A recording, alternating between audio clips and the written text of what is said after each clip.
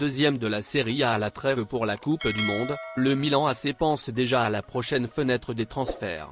En effet, selon les informations de Sempre Milan, le club rossoneri projette de recruter Hakim Ziyech dès le mois de janvier pour renforcer son attaque à la demande de Stefano Pioli. Pour ce faire, le club veut d'abord alléger son effectif et sa masse salariale en se séparant de certains joueurs comme le latéral sénégalais Fodé Ballo-Touré ou encore le jeune milieu de terrain tricolore Yacine Adli. Le transfert de Ziyech s'estimerait aux alentours de 20 millions d'euros avec un salaire de 6 millions d'euros nets par saison. Sous la houlette de Paolo Maldini, le Milan AC compte ainsi céder l'international sénégalais pour mieux faciliter l'arrivée de l'attaquant marocain. Un retour en France est envisagé pour le champion d'Afrique qui a évolué à Lille et à Monaco entre 2019 et 2021. C'est à bord d'un vol spécial de la compagnie sénégalaise Air Sénégal que les Lions ont embarqué depuis l'aéroport Charles de Gaulle pour allier Doha. À bord Aliou Cissé, les joueurs, le staff technique et des proches des joueurs.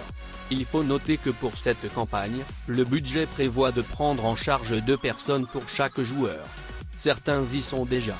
Alors que le ballet des nations participantes a déjà commencé au Qatar, les champions d'Afrique ont atterri hier vers minuit. Notons qu'ils vont loger au Al Dubai Hall qui sera leur camp de base.